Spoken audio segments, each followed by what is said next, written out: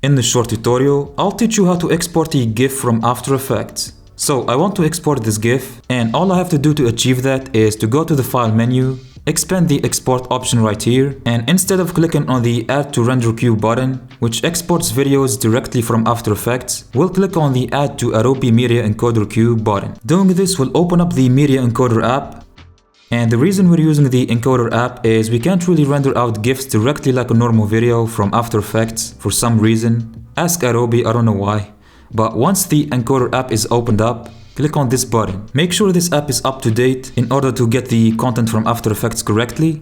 After that, click on the format, and it's usually set to this format by default because you're probably exporting MP4 videos usually. However, we want the format to be a GIF. So choose animated GIF, and for the preset, you can either choose the background to be transparent or not. Also, make sure you check the maximum render quality button. Click on this button to choose where you want the GIF to be in your computer. You can also rename the output file. And once you're ready, click OK, then select your GIF and hit the green button right here to render it out. That's it. If you found this video helpful, please like and subscribe. Also, feel free to watch this next tutorial.